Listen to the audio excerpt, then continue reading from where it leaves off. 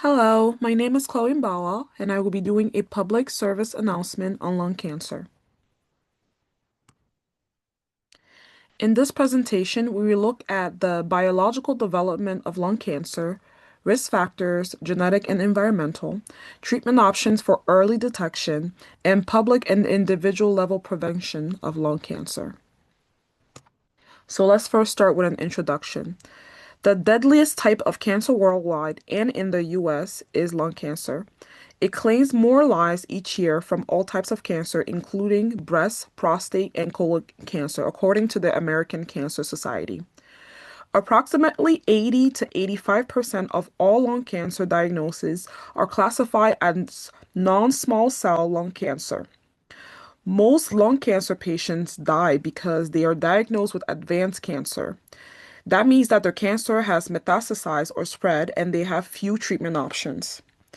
Early detection of lung cancer can significantly improve a patient's chances of living longer.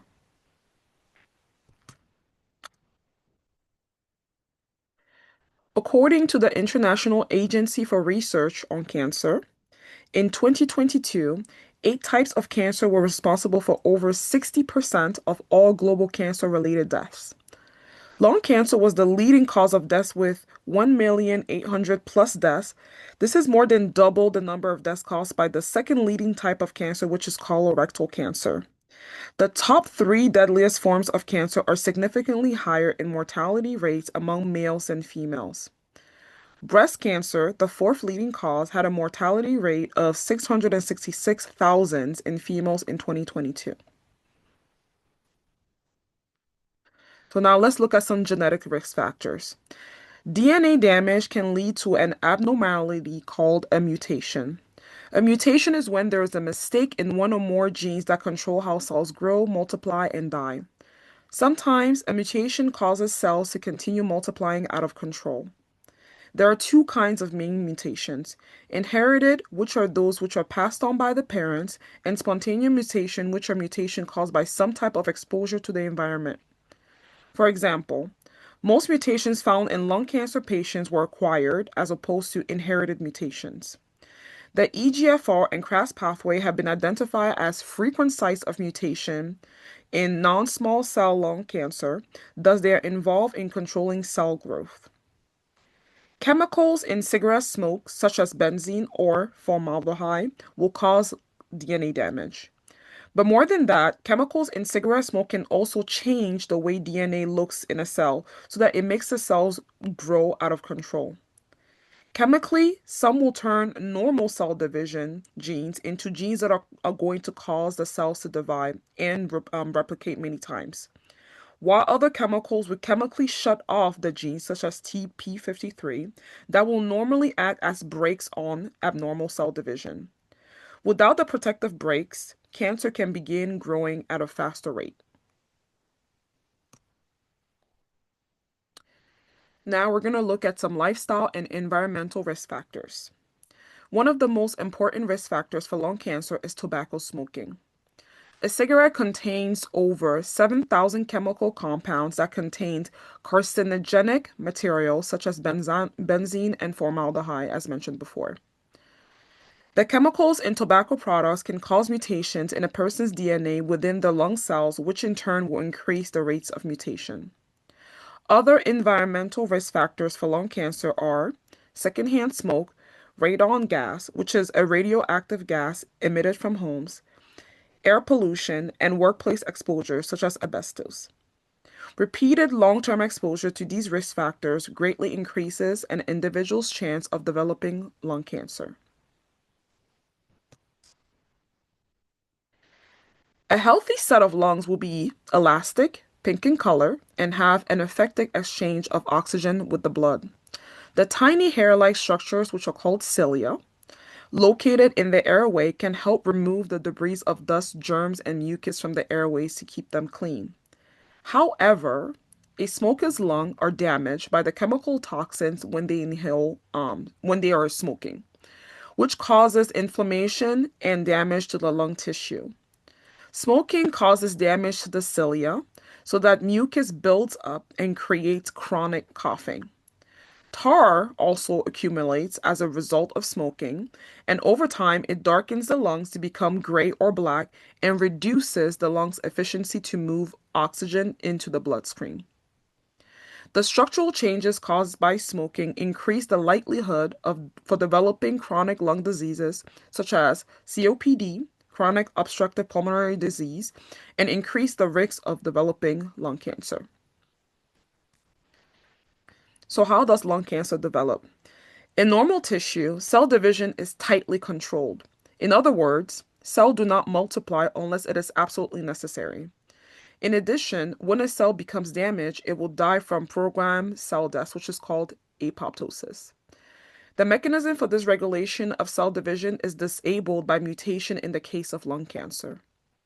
As a result of these mutations, cells will continue to proliferate or grow, multiply uncontrollably, as long as there is sufficient substrate to support their growth, and they will no longer undergo programmed cell death, apoptosis, if they become damaged. Ultimately, continued unchecked proliferation of damaged cells result in the formation of tumors. As cancers develop, they will need additional blood vessels to provide them with the necessary oxygen and nutrients, a process that is referred to as angiogenesis. Cancerous cells are capable of releasing substances that stimulate the formation of these new blood cells, such as vascular endothelial growth factor, which supports the development of the new blood vessels but also enhances the invasion of tumors. The development of cancer is influenced by the microenvironment of the tumor, including both immune and stromal cells, demonstrating how complex the development of cancer truly is. The two main classifications of lung cancer are non-small cell lung cancer, which accounts for over 85% of all lung cancer cases. We also have small cell lung cancer. Non-small cell lung cancer develops slower than small cell lung cancer. The three major classifications of non-small cell lung cancer are adenocarcinoma, which is the most commonly found type of non-small cell lung cancer.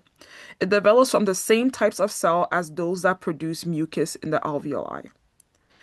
We then have squamous cell carcinoma, also known as epidermoid carcinoma, which develops from the same types of cell that line the bronchi and the bronchioles. This type of lung cancer is strongly linked to cigarette smoke. Finally, we have large cell carcinoma, which develops in the lower and upper lobes of the lung. It has an aggressive development rate and quickly metastasizes. On the other hand, small cell lung cancer makes up of less than 15% of lung cancers. However, this type of lung cancer is very aggressive. It rapidly develops and spreads throughout the body. Due to how fast small cell lung cancer develops, it responds to treatments such as radiation and chemotherapy instead of surgery. Now we're going to look at tumors and metastasis. The process begins when cancer cells reproduce in a mass called a tumor. The tumor can then invade surrounding tissues and may migrate to other areas of the body by way of bloodstream or the lymphatic system. This migration is called metastasis. Lung cancer most often spreads to the brain, bones, liver, and adrenal glands. So now let's take a look at the lung cancer stages. Patients diagnosed with early stage lung cancer have the cancer typically confined to their lungs and it has not spread to nearby lymph nodes in the chest. Therefore, surgical intervention may be highly effective in these kinds of patients. In stage 2, the patient's lung cancer has spread to nearby lymph node within the chest but has not yet metastasized to other parts of the body. In stage 3, the patient is considered to have locally advanced disease. In other words, the cancer has spread more extensively throughout the chest region, more than in stage 1 or 2. In stage 4, lung cancer has metastasized to distant organs, such as the brain, the bones, or liver. The stage at diagnosis can influence survival rates and available treatment options, making detection via screening so important for patients at risk for developing lung cancer. So let's look at some screening options. Currently, low-dose computer tomography is the most commonly used screening for high-risk individuals. It allows for the early detection of lung cancer prior to symptom development. The U.S. Preventative Service Task Force recommends that all adults with a history of smoking undergo an annual CT scan at the age of 50 until they reach 80 years of age. Annual CT scans increase survival rates significantly. Now we can look at some treatment options. Treatment is generally based on the stage and genetic makeup of a patient's lung cancer. For early stage lung cancer, treatment may include surgery to remove the tumor. Radiation therapy and chemotherapy can help kill rapidly dividing cancer cells.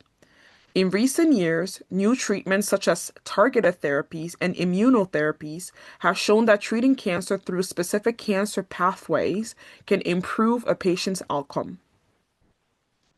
So now we're going to look at specifically immunotherapy.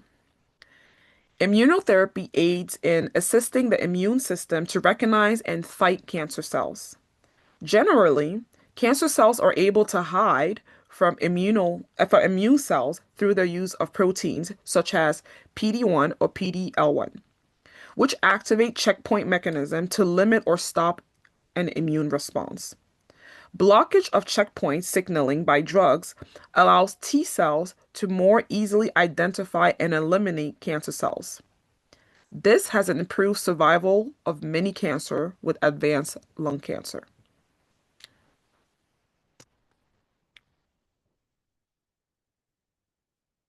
Now we're going to take a look at some prevention. First, we're going to take a public health approach. The public health strategy is to limit your exposure to carcinogens so that you will be able to lower your lung cancer risk. There are a number of public health strategies that work to prevent lung cancers. Some include anti-smoking campaigns, smoke-free laws, radon testing programs, and clean air regulations. The implementation of these programs has contributed to a reduction in smoking prevalence in the United States. From an individual point, there are many ways that individuals can decrease the risk of developing lung cancer. The most effective way for someone to decrease their risk is to not smoke and quit if they currently do. Reducing one's exposure to secondhand smoke, having their home tested for radon, and following recommended screening guidelines are other methods that individuals can use to decrease the risk of developing lung cancer. Although quitting smoking may not eliminate the risk completely, it does lower the risk of developing lung cancer over time. In conclusion, lung cancer arises from an accumulation of genetic mutation that are usually a result of some form of exposure to the environment. Example, tobacco smoke. Due to the fact that many people do not exhibit symptoms until it is too late, the importance of screening cannot be overemphasized as a means of detecting lung cancer at an early stage. The advancement in treatments, including immunotherapies, give us all hope. Making educated lifestyle decisions and following your doctor's recommendation for screenings will help to reduce the burden of lung cancer on our society. Here are my references. Thank you for watching.